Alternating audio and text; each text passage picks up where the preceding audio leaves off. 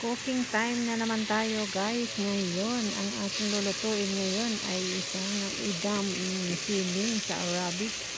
Ayan, inano ko na yung sibuyas at bawang at meron akong nakaready na ng mga ricado. Meron na rin akong soy sauce at meron na rin akong nagayat na mga gulay, patatas, carrots at siling lara.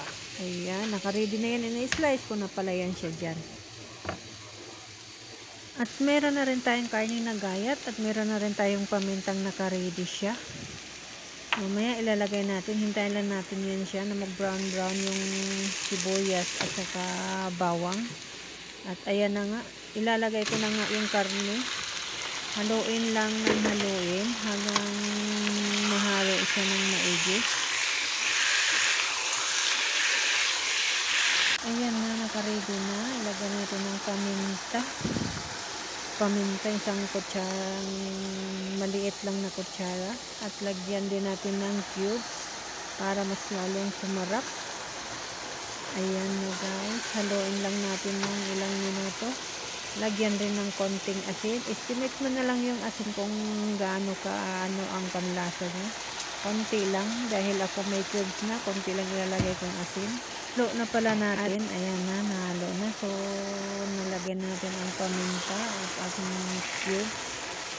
Takpan na natin yan para maano yung maluto siya ng konti. At mamaya ilalagay natin yung gulay. Maglalagay na pala ako ng soy sauce. Ayan.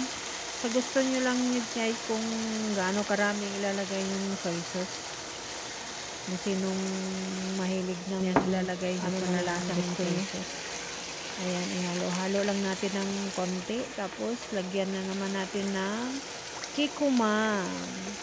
Yung tuyong kikuman.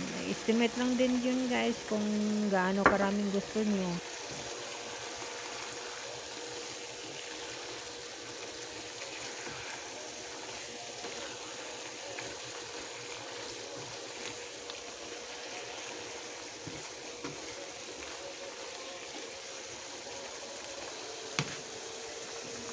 Ayan, maglalagay na tayo ng gulay. Ilagay na natin kasi naluto na yung ating manok na ginisa.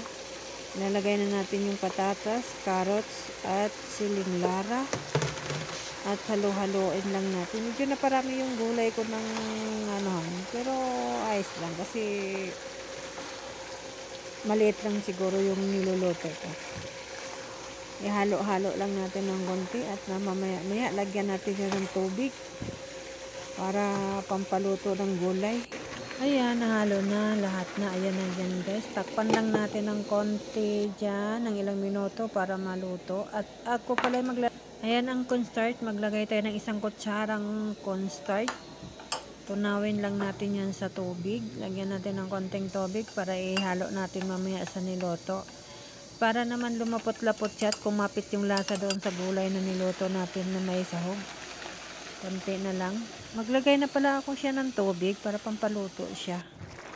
Ayan na pala, nalagyan ko na ng tubig. So, ilalagay na natin yung cornstarch na tinunaw natin na sa tubig para lumapot at kumapit yung lasa sa gulay na ating niluto. Ayan. Haluin lang natin para maano yung niluto natin. Dandahanin lang natin ang halo kasi medyo maliit yung nakuha kong kaldero. Kawali pala, hindi pala kaldero. Ayan na ang kulay na. Medyo brown talaga yan kasi gusto ng amo ko na brown ang kulay ng Gusto nila kasi na maraming soy sauce kasi pag ilalagay. Konti na lang, luto na. Ayan na, luto na. Ready to eat na. Nakahain na guys. Kain na na.